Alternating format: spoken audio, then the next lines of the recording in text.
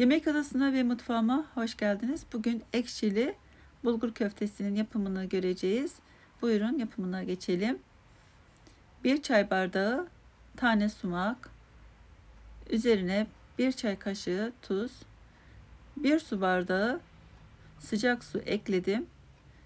Sumağın ekşisini suya bırakmasını sağlayacağım. Yaklaşık 20 dakika içinde hazır olacaktır.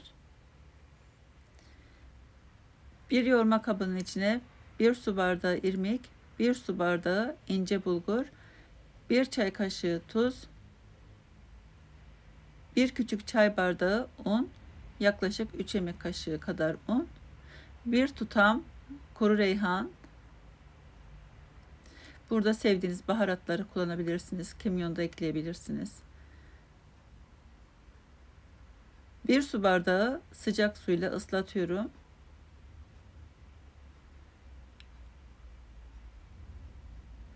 Evet, bu şekilde üzeri nemli olana kadar ıslatmış olmamız lazım. Şimdi dinlendirelim. 10 dakika içinde hazır olur. Biz 2 adet kuru soğan kullanacağız tarifimizde. Onları güzelce kabuklarını çıkardım. Gösterdiğim şekilde piyaz şeklinde doğrayalım.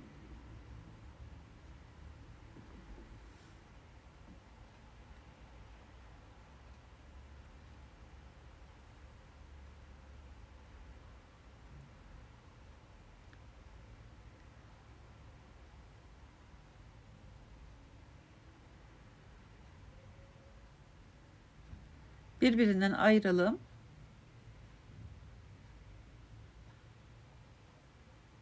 Akşamdan 1 su bardağı kadar börülceyi ıslatmıştım soğuk suyla. Şimdi onu düdüklüde haşlayacağım.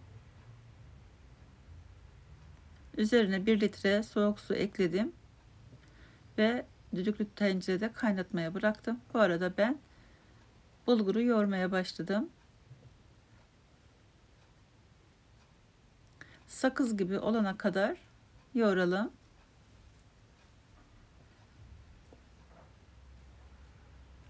Zaten çok çabuk toparlanıyor. Hemen dakikalar içinde kıvamını buluyor.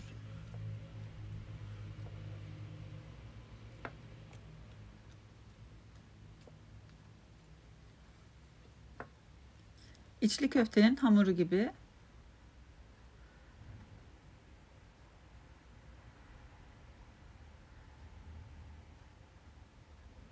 Evet, hamur özleşmiş mi bakalım. İçli köfte gibi açılabiliyor mu? Onu kontrol edelim. Evet, bölünmeden gayet güzel açılıyor. Bu demektir ki hazırdır artık. Şeklini verebiliriz. Elimizde küçük küçük bilyeler hazırlayalım. Bilye şeklinde küçük küçük köfteler hazırlayalım.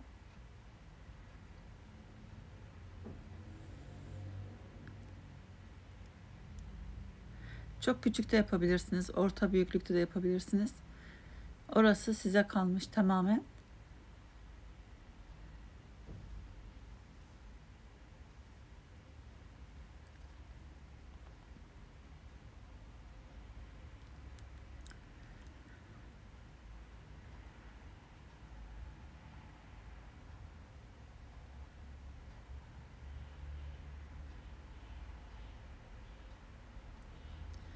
Et tüketmek istemeyen veganlar için de güzel bir tariftir. Denemelerini öneririm.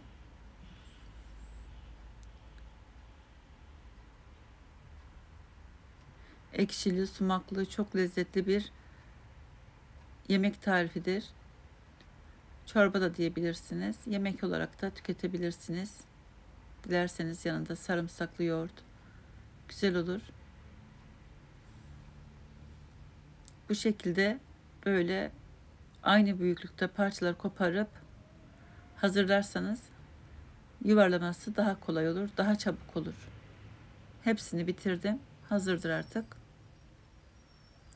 Sumak da rengini verdi, görüyorsunuz. Kaynatarak da yapabilirsiniz. Bu şekilde tuzlu suda da bekletebilirsiniz. Fark etmez, nasıl kolayınıza gelirse. Şimdi bir uygun tencerenin içine 1 çay bardağı kadar Zeytinyağı ekledim. İyice ısınmasını bekliyorum. Yağ ısındı. Soğanları ekledim. Şimdi soğanlar pembeleşinceye kadar güzelce kavuralım.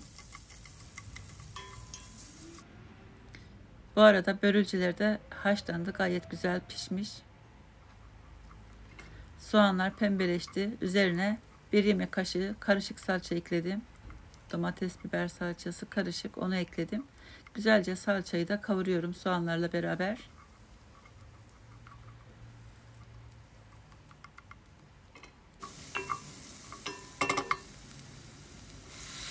Üzerine 1 litre su ekledim. Şimdi kaynamaya başlamasını bekleyeceğim.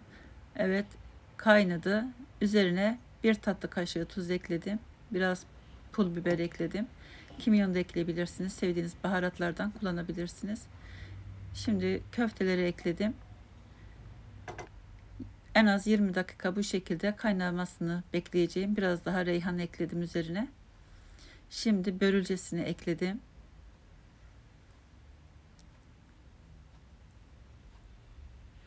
Bir iki taşın bu şekilde kaynamasını bekleyelim. Daha sonra üzerine sumaklı suyunu ilave edelim. Kapağını kapatalım, kaynasın. Kıvamını bulana kadar pişirelim. Piştikten sonra üzerine ince kıyılmış maydanoz ekleyebilirsiniz. Gayet güzel, çok lezzetli bir tarif oldu. Denemenizi öneririm. Buna halorik ekşisi de diyorlar. Topalak aşı da diyorlar. Ama gerçekten çok lezzetli bir tarif. Yapıp deneyecek olanlara kolay gelsin, afiyet olsun. İzlediğiniz için teşekkürler.